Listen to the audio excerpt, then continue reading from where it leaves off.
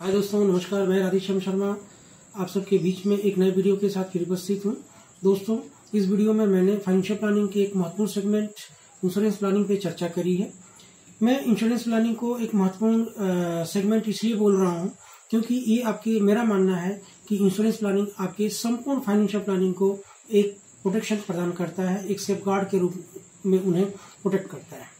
दोस्तों, अवेयरनेस के अभाव में ये देखा गया है कि बहुत से लोग इंश्योरेंस प्लानिंग को इग्नोर करते हैं या उसे सबसे लास्ट में प्रेफरेंस देते हैं, लेकिन मेरा मानना है कि इंश्योरेंस प्लानिंग को सबसे पहले प्रेफरेंस देना चाहिए।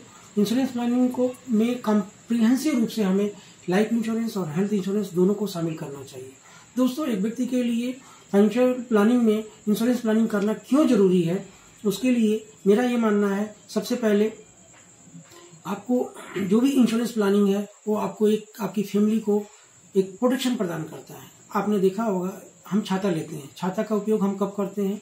जब बारिश होती है, लेकिन हम उसे पहले से ही लेकर के रखते हैं। क्यों? क्योंकि ये अनसर्टेन है कि कब बारिश होगी, ताकि उस समय उसका उपयोग किया जा सके।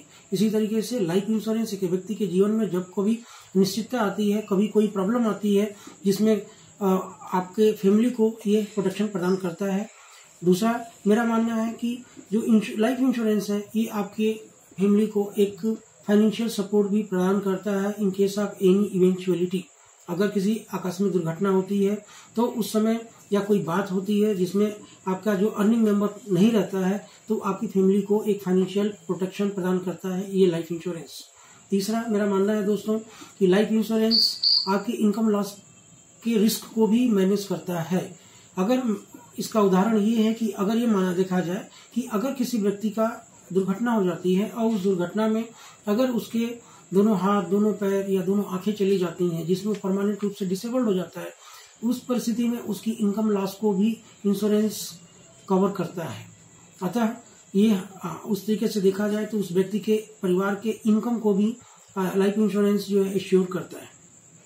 दोस्तों, चौथी बात मेरा ये मानना है कि ये अपने देश में जिस प्रकार की व्यवस्था है उसमें सभी के लिए सोशल सिक्योरिटी सिस्टम अवेलेबल नहीं है।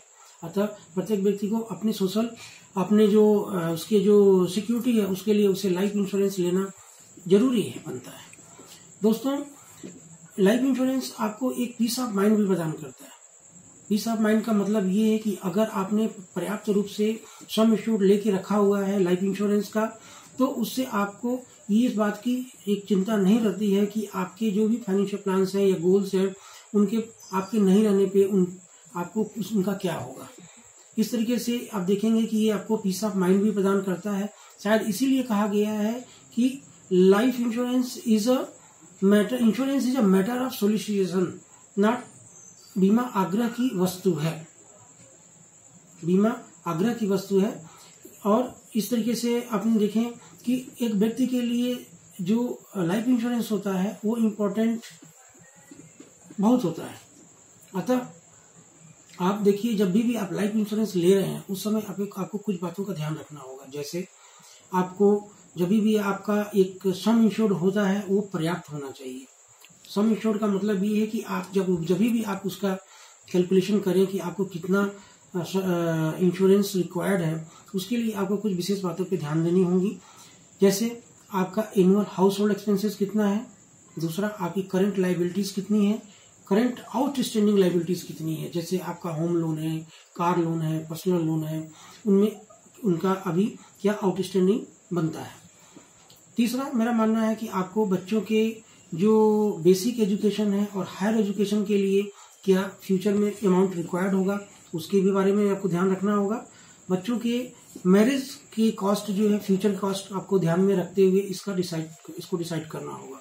दोस्तों, जब कभी भी आप सम इंश्योर्ड के बारे में जब गणना करते हैं या कैलकुलेशन करते हैं, उस समय आपको अपने फाइनेंशियल प्लानर या अपने इंश्योरेंस एडवाइजर से जरूर इसके बारे में चर्चा करनी चाहिए। क्योंकि जब भी हम सम इंश्योर्ड की गणना करते हैं उसमें हमें इन्फ्लेशन एडजस्टेड रिटर्न के साथ में गणना करनी होगी, ताकि हमें सही सम इंश्योर्ड का कैलकुलेशन हम कर सकें जो आपके लिए पर्याप्त हो और आपके काम आए।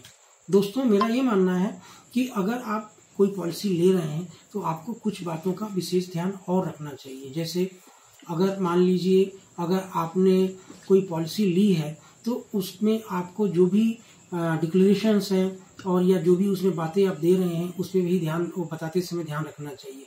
जैसे आप इनकम और फाइनेंशियल स्टेटमेंट जो की जानकारी दे रहे हैं वो एक्यूरेट और सही होनी चाहिए। दूसरा, आप जो भी अगर आपके पास में कोई प्री एग्जिस्टिंग डिजीज है तो उसको भी डिस्क्लोज करना चाहिए। अगर किसी प्रकार का ड्रग एडिक्शन, जैसे कि मान लीजिए आप टोबैको कंज्यूम करते हैं या स्मोकिंग करते हैं या लिकर लेते हैं, तो इसको भी अपने पॉलिसी में डिस्क्लोज जरूर करना चाहिए। उसके बाद अगर आपके पास में प्री एग्जिस्टिंग अगर कोई पॉलिसी है तो उस पॉलिसी के डिटेल्स और सम इंश्योर्ड को भी आपको नेक्स्ट जो नई पॉलिसी आप ले रहे हैं उसमें जरूर उसको आप जो है उसको एक्सप्लेन करें या उसमें बताएं। दोस्तों, इंश्योरेंस इस प्रकार, मेरा मानना ये है कि अगर ये चीजें हम करेंगे तो आपको, आपके जो भी डिपेंडेंट्स हैं उनको अगर किसी प्रकार का क्लेम आता है तो आपको उनको क्लेम लेने में किसी प्रकार की परेशानी नहीं होगी। दूसरा दोस्तों, इंश्योरेंस प्लानिंग इसलिए भी जरूरी है कि आप देख रहे हैं कि ये आपके फैमिली को एक प्रोटेक्शन प्रदान कर रहा है।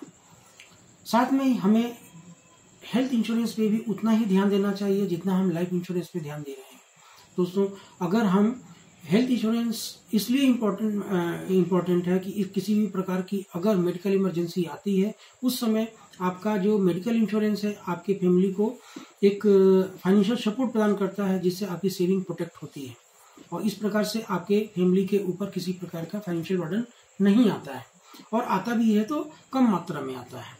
दोस्तों, इस प्रकार मेरा मानना है कि इंश्योरेंस प्लानिंग का आपके फाइनेंशियल प्लानिंग में बहुत ही इंपॉर्टेंट रोल है। इस पर विशेष रूप से ध्यान देना चाहिए।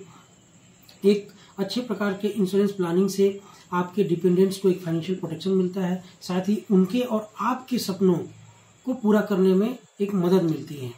इस प्रकार दोस्तों, फाइनेंशियल प्लानिंग करते समय आप इंश्योरेंस प्लानिंग पे जरूर ध्यान दीजिए। नमस्कार दोस्तों, मेरा अगर यह वीडियो अच्छा लगे तो आप इसको लाइक कीजिए, सब्सक्राइब कीजिए और शेयर कीजिए। अगर किसी प्रकार का प्रश्न हो तो उसे कमेंट बॉक्स में जरूर दें, ताकि अगले वीडियो में मैं उनको आपको क्लेरिफाई कर सकूं या उनका जवाब दे सकूं। नमस्कार।